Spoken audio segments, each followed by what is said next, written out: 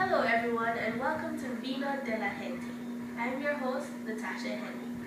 Today on Vino gente, Wine for the People, I'll be teaching you how to make homemade wine using grapes and other ingredients such as yeast and a cup of sugar, some water, a measuring cylinder or cup, and a container to store the grape juice in.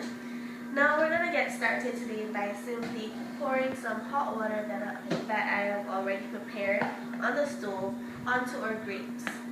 Now just hold on 1 second. Okay, come closer. As you can see, our water is well hot. It's very hot, so you have to be careful. Don't forget to use these to take the thing off the stove. Now we're going to go ahead and we're going to just pour using a spoon or whatever suits your preference. And we're going to take the grape and put them into the hot water.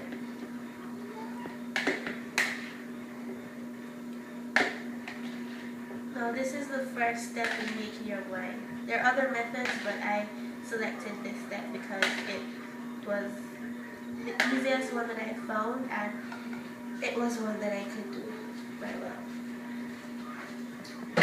Okay, so now that you have, come a little closer, now that you have your grapes in your hot water, you want to make sure that it's completely covered.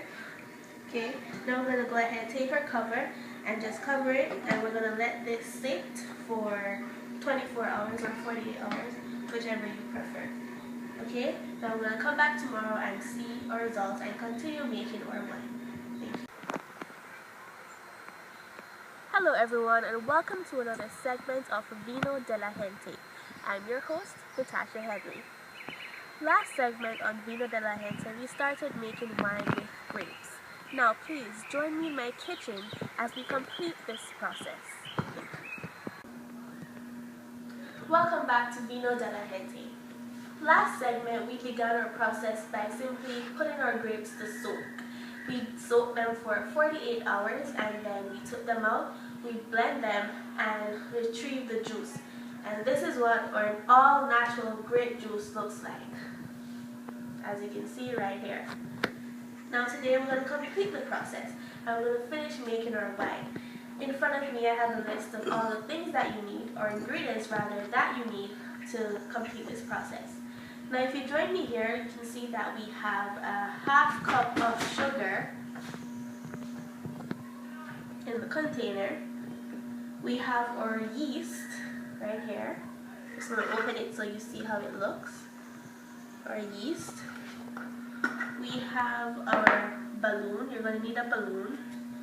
You're going to need a pin or a needle, sharp instrument. Okay, now in this container we have hydrated yeast. Now take a look at it. Hydrated yeast. This is what you need for this process. Basically how this is done is that you take a pack of yeast. This is not a pack of yeast, but a pack of yeast will be 2 teaspoons of this. You place it in warm water and you leave it. You do not stir it at the same time. You probably give it about a good 3 minutes before you actually, or 5 before you stir it around. And then you're supposed to leave it and it's supposed to become foamy as this. This is what you want for your hydrated yeast. Okay? And most packets come with directions, so you can just follow the directions. Okay, we're going to get started. Basically what you want to do is to take your bottle filled with the grape juice and you're going to add your cup of sugar, or half cup of sugar. You want to be very careful while adding this. Make sure all of it is in the bottle. Right? As you can see.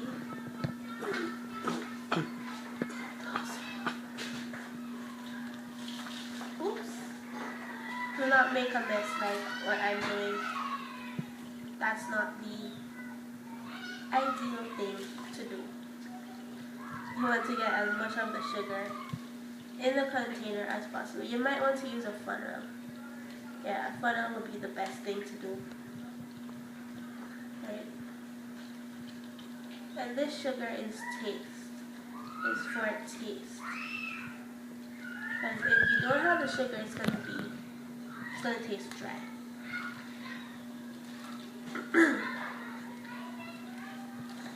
Okay.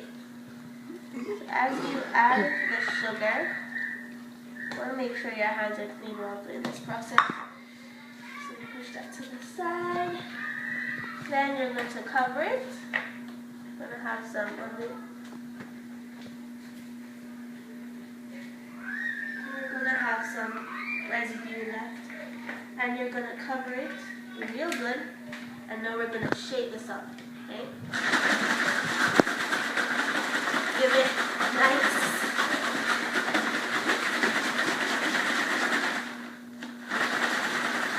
Shake it out. Side. Okay. Now you want to make sure that it's shaken really well, because you don't want any of the sugar stuck at the bottom because that will just cause it to taste horrible. Now you can do what I'm doing here. Mix the yeast around just like so, and you can add it to the same container that you used to add the sugar. Mix it around. Okay. So this is what your yeast should look like a little milk, diluted milk. Okay, so now we're just going to add it to the wine. And look at this chain. See, it's foaming. Okay, so once again, we're going to clear it again. We're going to shake it really good. Shake it. Okay, alright. So now you have all your ingredients inside. We're going to come to the stage where we add our balloon.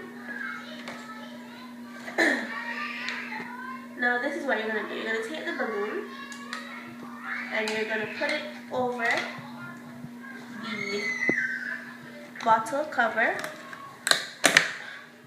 and you're going to push it inside, push it down, and you're going to make 3 holes inside, right? So come closer. Going to take your pin, one hole, 2 holes,